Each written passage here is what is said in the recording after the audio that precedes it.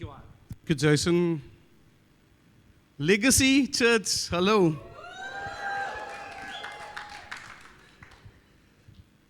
Jason just asked me to share, to have a conversation with you guys. So I encourage you guys to help me out. Let it be a conversation, make me feel comfortable. And it's about my personal experiences. So it's not, I don't have a license to preach. So this is not, I'm not going to preach. I'm just going to talk to you guys about my story. So I'm going to talk about devotion, which I think is one of maybe the key value. That's the foundation for all the other values. This is the soil, because if this is not in place, then obviously, you know, the other values won't be able to latch onto here. So I'm going to talk about what does it mean for me, and then how has it changed me. I think that's the most important thing. And then what must I do? What do I think I should do to move from a small boat to a bigger boat? So I'll cover those three. So as I said, it is the foundational value. So if we look at be, become, do, guys, this is be. This is being with Jesus.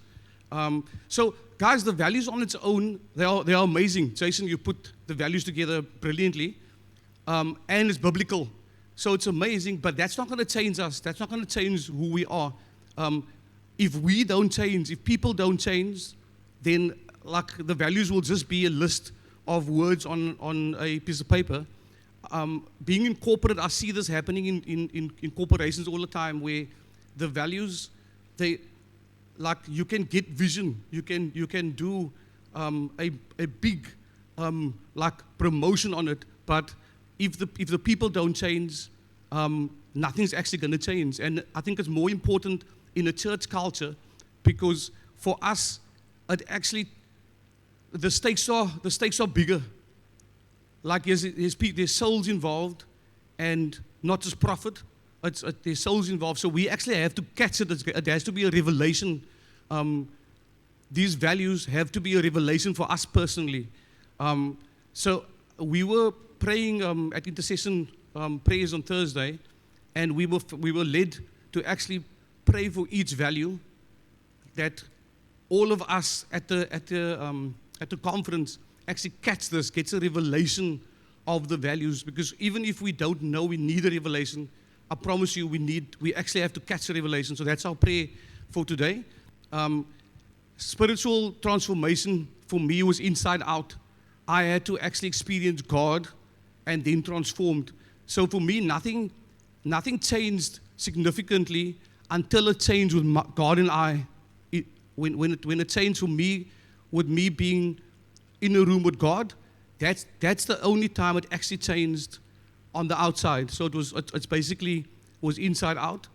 And spiritual formation for me started happening spiritual transformation started happening when I started digging into spiritual formation. So that's the rule of life: slowing down, Sabbath, silence, and solitude. That was a journey for me, and I've seen the most improvement in that over the last 5 years. So I'm just going to unpack with you guys how has it changed me. So the first thing, this is a loaded topic, but I'm just going to pick 3 things. The first thing is that I put God in the right order. So what I mean by that is basically like God is the creator, I'm the created. God is infinite, I'm finite. Now, why is that important? Is because I was overriding limits. I was exhausted by the end of the day. I was trying to do all of this on my own, and the reality is I'm not God. So I was trying to do what only God can do. So putting God in the right order is something that shifted my devotion time with Him, because I was acting like an orphan. Because if you don't take a Sabbath, for argument's sake, you're going to feel like an orphan, because you're going to feel like you're slaving away. You're going to be busy all the time. And so you need to slow down, silence and solitude, Sabbath, all of that, to be able for God to tell you, Ivan, you are not a machine. So that was one of the things for me, was to get the order right with God, and then get things done God's way, in God's rhythm. Like Jason says, there is a way that leads to life. It is Jesus' way. Guys, I've tried everything else. For me, this works. I had to consistently do, and it takes time, it's a journey, but it has led to my transformation. So spiritual formation has led to my transformation. Then the second thing is I started being honest with God. So I was actually never honest with God. God was waiting for me, for the real Ivan to show up. And he had so much patience with me, right? I love what Sue was sharing before, earlier, is that we've got to basically slow down enough for God to tell us who He is, and then to tell us what is our new name. Like Ivan, you are not this person. This is not me personally. Ivan, you're not the person that everybody thinks has got a huge capacity, that can take on everything. So that was the label I put on myself. And I had to live up to that I've got to carry everything because that is my persona. Ivan is the guy that can do so much. He can function at the corporate, with his family, at church.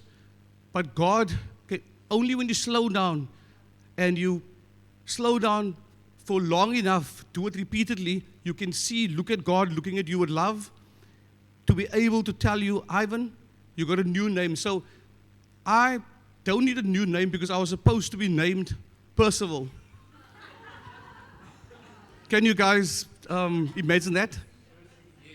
I wouldn't be married to Esmeralda if my name was Percival, I promise you. So thank you, Lord, that my grandfather stepped in. But on a serious note, on the change of the name, isn't it interesting that, like what Saul to Paul, Simon to Peter, View Church to Legacy, it's happening, guys. God is giving us a new name, and it's a healthy responsibility. I'm certainly feeling that. Yeah, where am I now? Okay. So, guys, I was also sharing my thoughts and feelings. I wasn't able. I was shoving it into a closet. My thoughts and my feelings in a closet in my subconscious somewhere. I was pushing it out. And slowing down, having devotional time with God, I'm able now to put it on the table and to say, when I'm sitting with God and having a conversation with Him, it's not just like saying, okay, God, this is happening to me. This is what I have to do. This is the things that are on my mind. Like God is asking, no. How are you? What is bothering you? So I'm able to keep short accounts with God. Because every morning and every night, I'm checking in with Him. In the mornings, God is just asking me, what's on your mind? It's amazing.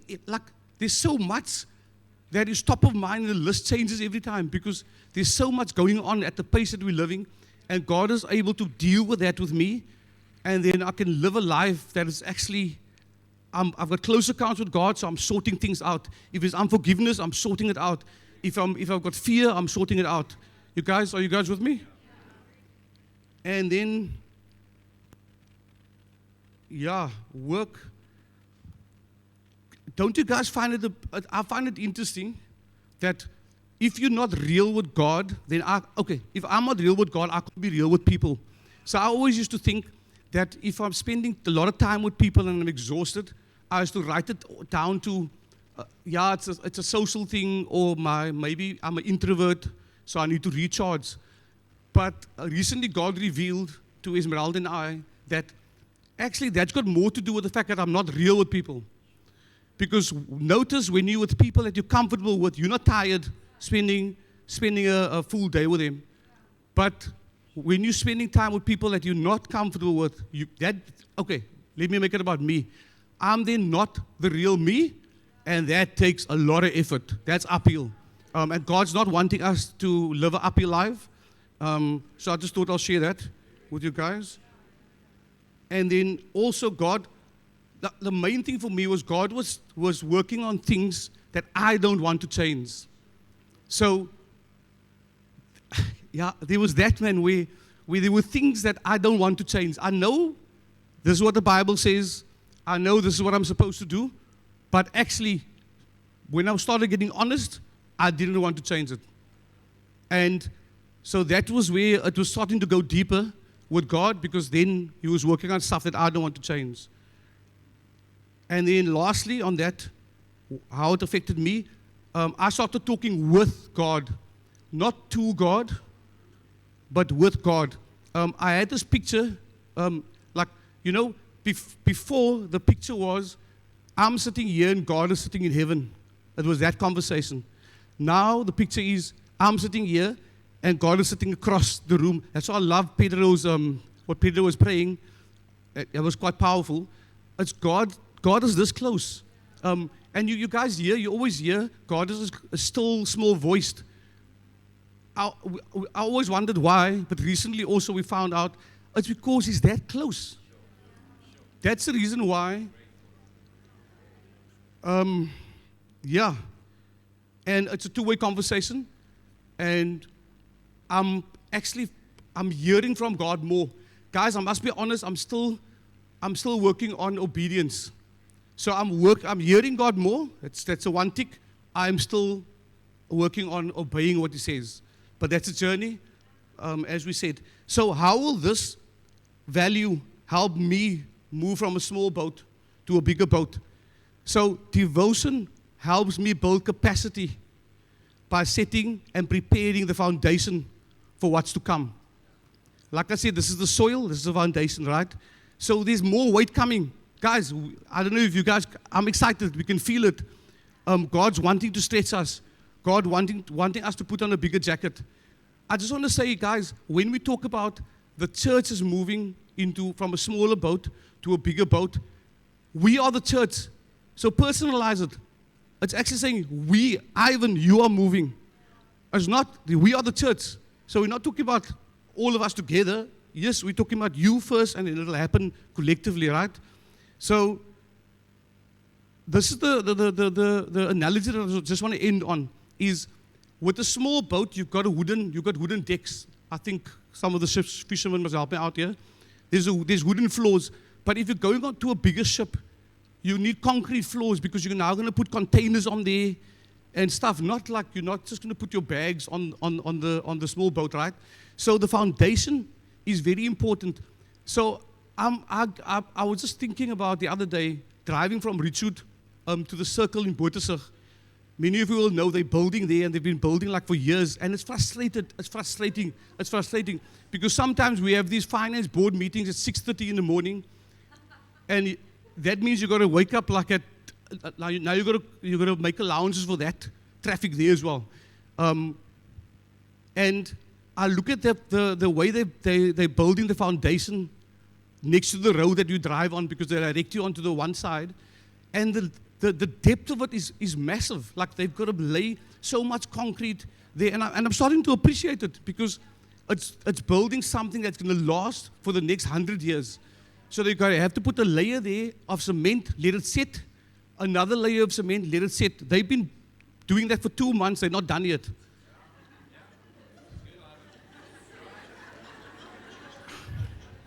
You can hear the frustration coming through.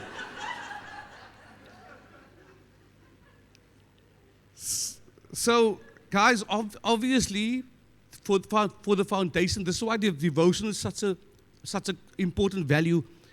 For whatever you're going to build, if you're building on it and you're anxious and you're stressed out, whatever you take on, if you're building on it, it's not the John 10:10, life in abundance till it overflows. That means your foundation is not solid. Go back to devotion. Right? That's where I'm feeling I can position myself. I have to go deeper with God during this season. I look after the depth. God sorts out the breadth. Devotion is going deep with God, getting real with God in order to be with God. So guys, let's go deep, get real, and truly be with God.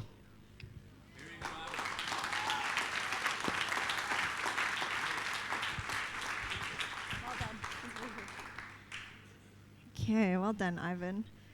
I love that analogy of the foundation. I think that's so important. And I really, I wanted to say this morning that, I'm excited for Legacy Church. I'm excited for the merch, and I'm excited for every part of it. But mostly, I'm actually excited for you guys. Because I really, really believe that God is wanting to do something special through us. And that doesn't mean through the staff. It doesn't mean through the church or a Sunday. It means that God's wanting to do something in you and through you as a church, each one of us.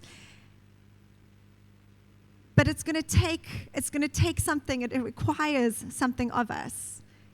And when Ivan's talking about the smaller boat to the bigger boat, where that comes from is one of our intercessors actually got a picture from God in one of the prayer times where she saw just the smaller boat, which was View Church, and then in the distance she saw this much bigger boat, and she felt like God was saying that He's wanting to take us from here to there, because there's uncharted waters that this little boat is not going to make it through. We actually need a bigger boat. We need a bigger vessel. We need to grow. We need to change. Something needs to happen in us where we become this bigger boat so that we can do what God's called us to do, so that we can go on these waters that we haven't been on before, and who knows what we're going to face, but there's going to be fruit in it, because we're not saying we want to go there. God is calling us there. And I'm really believing that through us, we're going to reach our community, and that God is going to bring so many people into this building. And not because we're prideful and we want a big building, or we want more people, or we want more money. Guys, the kingdom matters. That's why. Because Jesus is the hope of the world. And because Jesus is the hope of the world, He lives in us, which makes us the hope of the world through Him. We have the hope inside of us, and so we need to go out, we need to grow, we need to expand so that others can know Jesus, so that they can be set free, so that we can take on that mantle that Jason was speaking about last night, where he said, I'm anointing you, I'm giving you authority to go and do what I've done, to go and to preach, to go and to heal every kind of sickness and disease, to help people that are broken to find hope and life. And so that's what we're talking about here this morning. Is saying how? What do we have to do? What's it going to take from us if we want to get from this smaller boat to this bigger boat? What do we have to do? And so Ivan's saying devotion. We need to personally be devoted. Secondly, it's going to take humility. In 2 Chronicles 7, verse 14, it says, then if my people who are called by my name will humble themselves and pray and seek my face and turn from their wicked ways, I will hear from heaven and I will forgive their sins and I will restore their land. Guys, this season is a call for us to humble ourselves before God. Personally, in a devoted way, saying, God, I'm a sinner. God, I'm sorry for this. What is it in us that we need to change, that we need to give to God? How can we humble ourselves before God to make ourselves right and ready to walk into this new season? And then also to humbly seek God for our friends, our family, our schools, our workplaces, our community. Getting on our knees and saying, God, I need you, and my friends need you. My workplace needs you. Every life desperately needs God and His grace. We do, and so do our neighbors. And I think if we're going to grow as a church, it's going to take us coming to that place of humility before God, each one of us, and seeking God, seeking His will, fasting, praying, coming before God and seeking Him for ourselves and for those around us. The harvest is ripe. There are so many people in our schools, wherever you find yourself, there's somebody there that is ready, where God's saying there's a ripe harvest that's ready. All it's going to take is us being faithful, us reaching out, us being prepared, and us being humble enough to actually look past our own insecurities, our own we might think that we're insignificant, or no, God's got somebody else in store or in plan, like there's somebody else that can do it. No, it's you. It's me. It's you. It's each one of us that's sitting in this building today. God wants to use you, and it's going to take us being humble and saying, okay, God, whatever you want. God, I don't know what the question is yet, but my answer is yes. Yes, yes, whatever you want, whatever you need. I'm here, I'm available, I'm willing. And then trusting that, hey, God's going to give you what you need. We don't have to be the best at anything. We just have to be available. And then God's going to come and He's going to equip us and He's going to give us the words. He's going to give us the ability. He's going to give us the gifting, whatever we need to do what He's called us to do. Matthew 20:26-28 says, but among you it will be different. Whoever wants to be a leader among you must be your servant. And whoever wants to be first among you, whoever wants to be first among you must become your slave. For even as the Son of Man came not to be served, but to serve others, to give His life as a ransom for many. What does this look like? What does humility look like? It looks like Jesus. Okay, if we're wanting to grow, if we're wanting to reach our community with the life-giving message of Jesus, then we need to do what Jesus did. We need to become who Jesus was. And what did He is. He's still that person. What did He do? He came to serve. He didn't come to be this mighty leader that everybody served, and He was, up there, like just doing His thing while everybody else, was kind of, He didn't lord it over them. He was on His hands and feet, washing His disciples' feet. He was in the streets, praying for all kinds of people. He was spending hours. I mean, He must have been exhausted, all the preaching He did. Trust me, it's exhausting, okay? I read the Bible sometimes and I'm like, jeepers, how did He do that? Like, clearly is God. But He gave of Himself. He served humbly, and we need to follow His example if we're going to take this to the next level. And so just quickly, some practical examples of what does that look like on a Sunday. What does that look like in our lives? Okay, firstly, it means being willing to be led.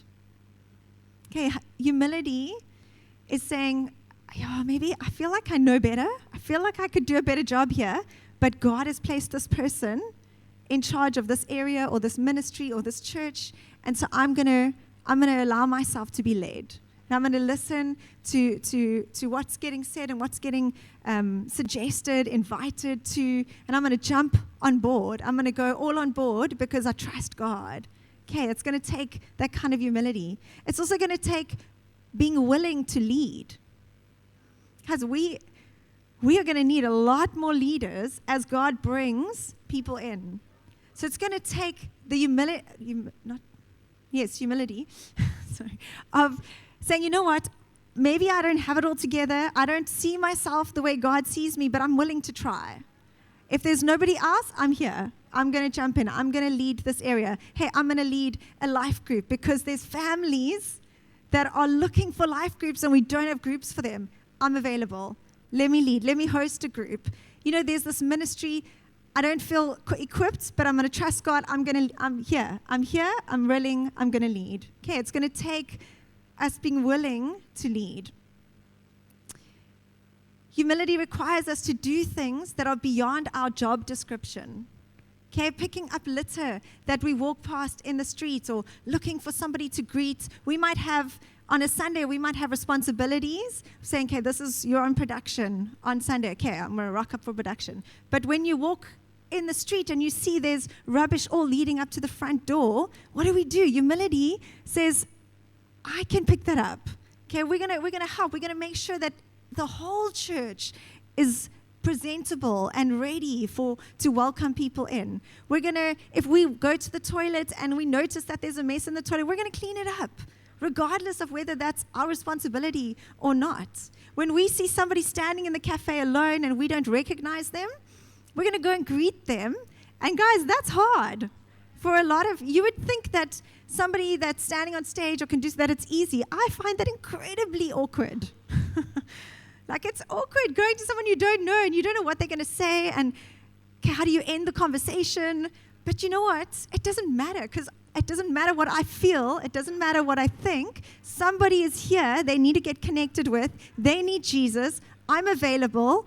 I'm going to do it. And so it's going to take us stepping out of our comfort zones and being willing to do whatever is needed, noticing things that need attention, or people that just need to be connected to or loved. Okay, it requires humility to do that.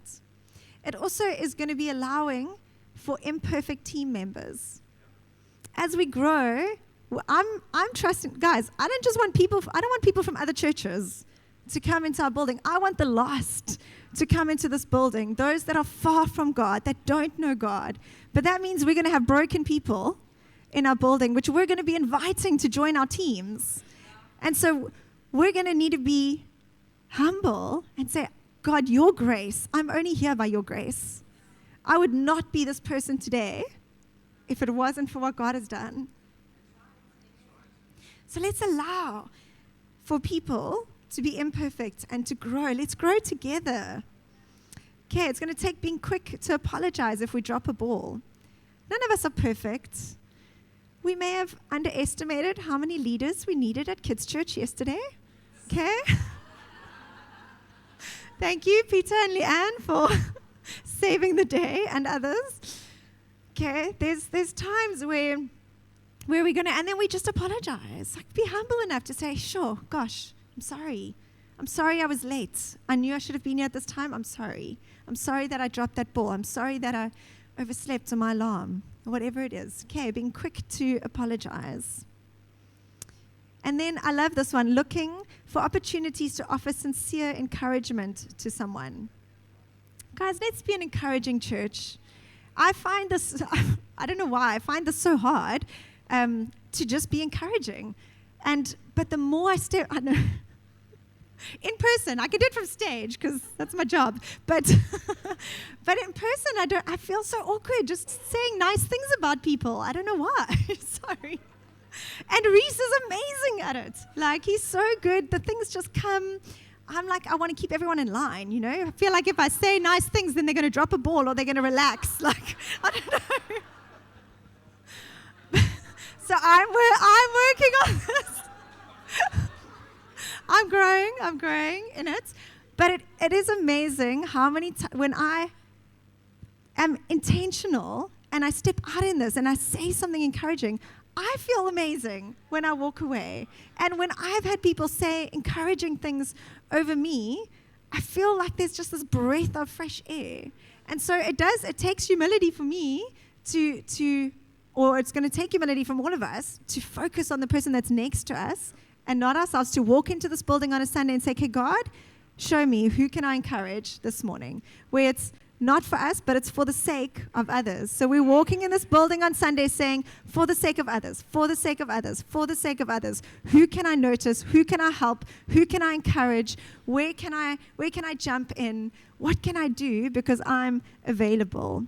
Okay. Amen.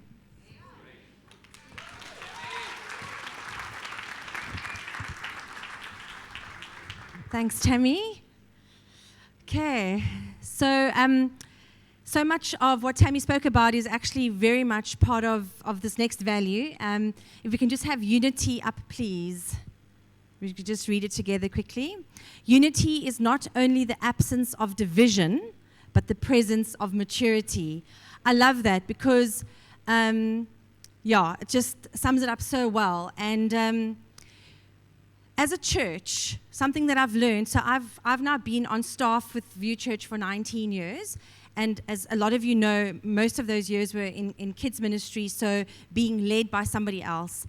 And something that I found really, really difficult was to not have a very, very strong opinion, which I know a lot of you can't imagine that is, to have a very strong opinion about how I would do things and what I would want to do and how Graham and Jenny should do it this way because, at 28, surely I know more than they do, having been in ministry, for so many years. And whenever I fought unity, I would be unsettled. I would be there wouldn't be a lot of joy. Working wouldn't be fun.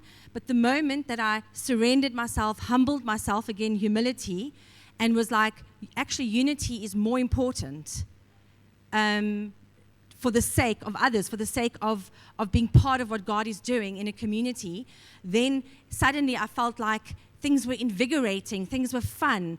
It was like amazing to be together in church. And so for me personally, as somebody with a very strong personality, and it doesn't only mean that if you have a very strong personality or you're more quiet, you can still have a very strong opinion. You can have thoughts that maybe you feel are better than somebody else.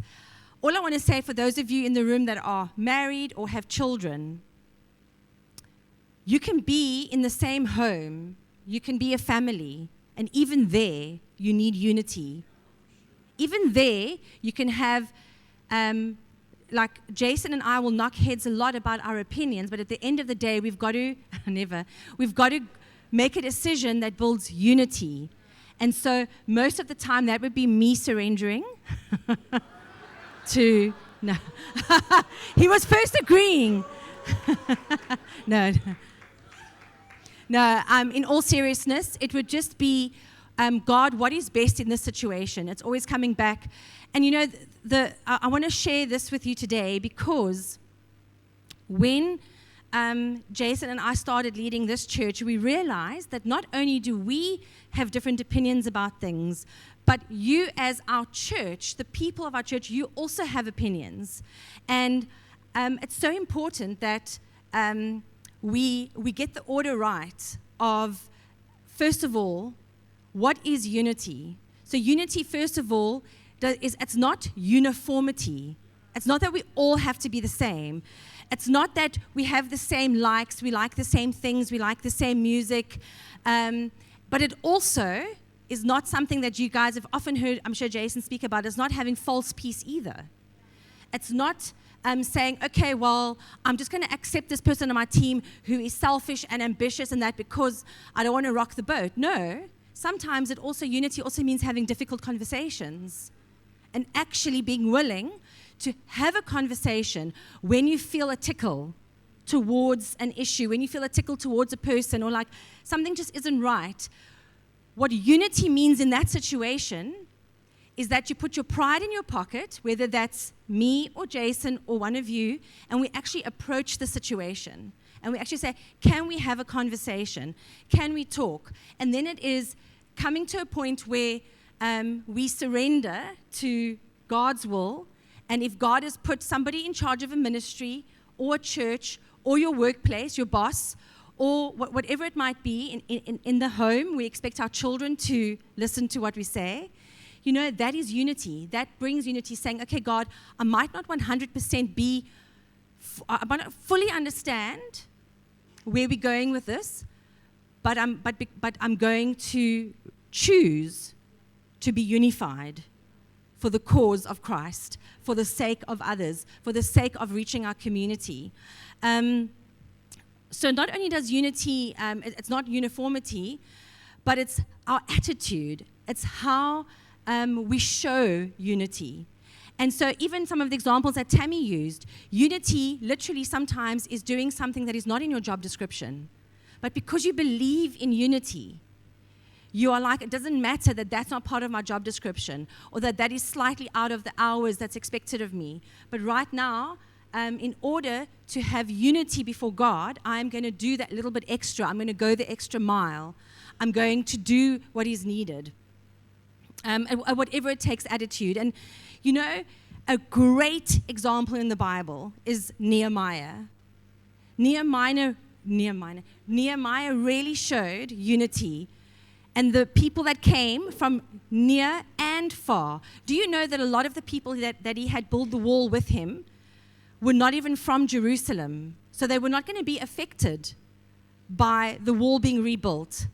But they understood that working together for the cause of what God was doing then was going to, was necessary. So their attitude of whatever it takes, we're going to do this together. I mean, I read somewhere that in the book of Nehemiah, they mention it, I don't know how many times, over 30 times about standing next to each other. They always stood next to each other and built. And everyone came from everywhere, no matter what their job description was, and they all got involved. They were unified, and so therefore they could actually finish and accomplish building the wall. And also, another way that we can see unity is that no matter what's going on, there's a passion, there's a zeal. You know, it's just like you are so ready to take on whatever is coming your way. Another way to also see that we have unity in a church or in a group is intentionality, okay? We align around a common mission. So obviously our common mission is to reach people with a life-giving message of Jesus Christ. That is our mission. We want to reach people with the life-giving message of Jesus. Over 24 or so years ago, somebody invited me over and over and over again to church until I came, and I was reached with the life-giving message of Jesus, and it changed my life. And I know that there are people out there in our communities that need the message of Jesus Christ, and that message is so much more well received when we operate in unity. And not like, hey guys, come to my church, but just, you know, when Susan's up there, like, I don't really like her, but like, you know, and Jason might do this, and, you know, and the worship, just ignore this. That's not unity. Unity is saying, in your mind, maybe you don't like the way everything happens, but it's saying, but I'm here. I'm going to support you. I'm going to do this because I believe the mission of this church. I hope this makes sense. And then, of course, as a team, we all know what team stands for. Together, everyone accomplishes more. And so, guys, we're a team. We're no longer the dream team. We're the legacy team, but we're a team, okay? And together, we accomplish more. And so that is what I want to get across to, today, that we need to be unified. We need to help each other out. We need to have an attitude of whatever it takes. We need to have difficult conversations. If something's niggling, speak to someone, speak it out. But let's be unified in the cause of Christ. Thanks. I'm handing over to Erwin.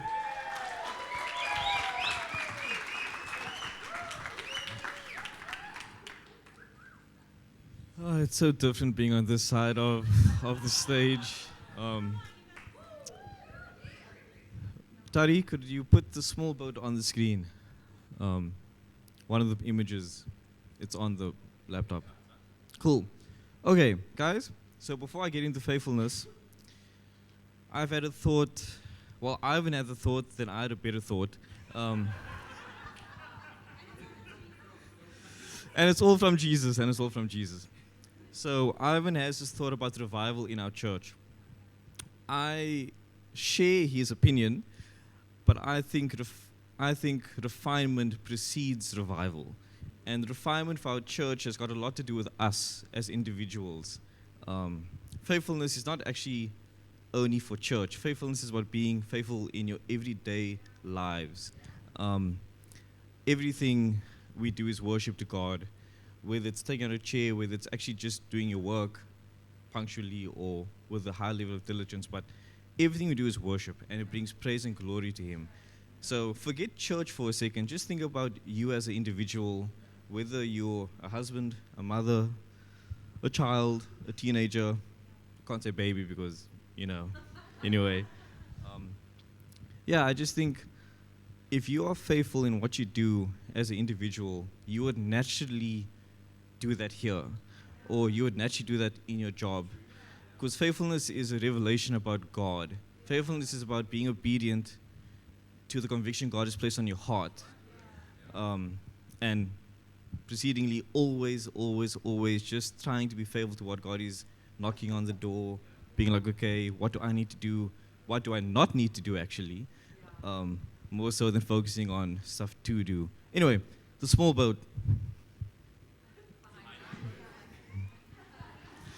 So technically, this would be View Church Milnerton, right? Technically, this would be View Church.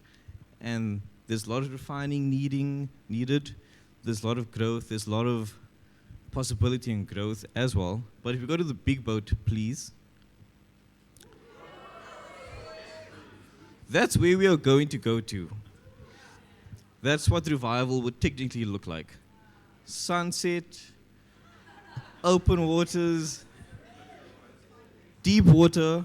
However, faithfulness doesn't exclude hardships or loss or obstacles or difficulties or stretching. It entails diligence, hard work, consistency, knowing at the same thing all the time, every day, and it becomes mundane, becomes boring. But if God has placed it on your heart, just be obedient to God all the time, and faithfulness leads to fruitfulness. Guys, I'm sorry if I preach heresy. I apologize. So yeah, there's another photo, but it's fine. It's okay. It's okay.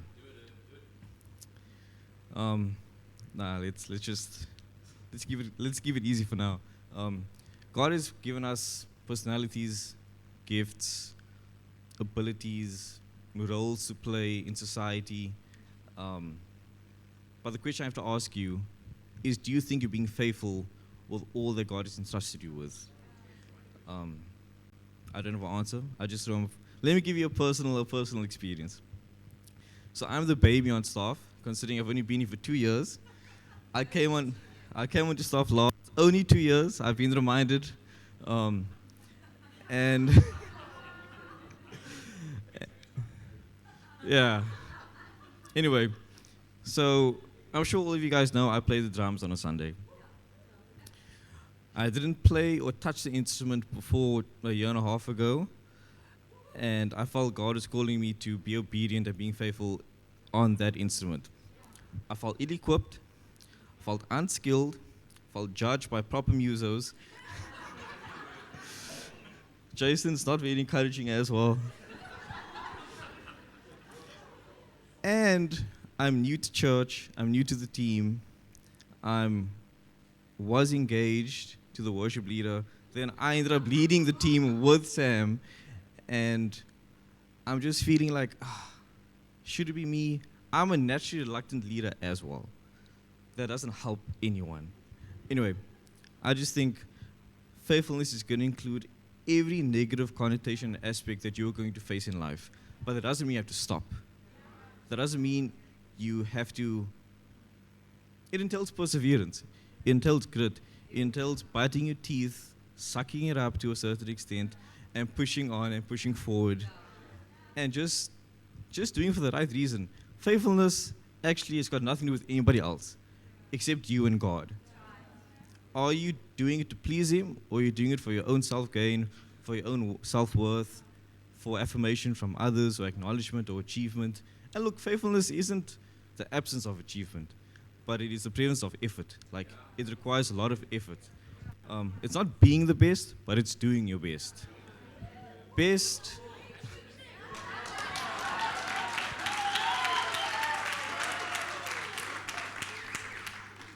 Anyway, your best would be comparative to someone else, but don't compare, don't compete, don't look at, like, Ivan's best and my best is completely different. Mine's better. I'm joking, I'm so joking.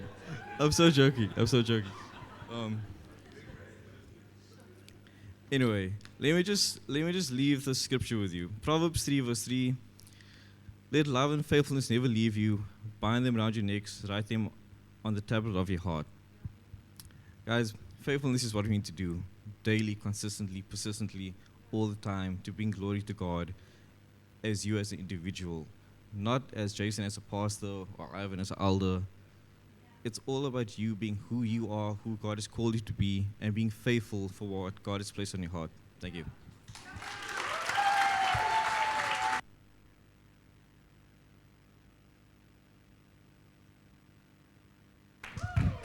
I think Erwin did okay. Hey? Don't be the best, be your best. That's what you said. We have a little hashtag for Irv.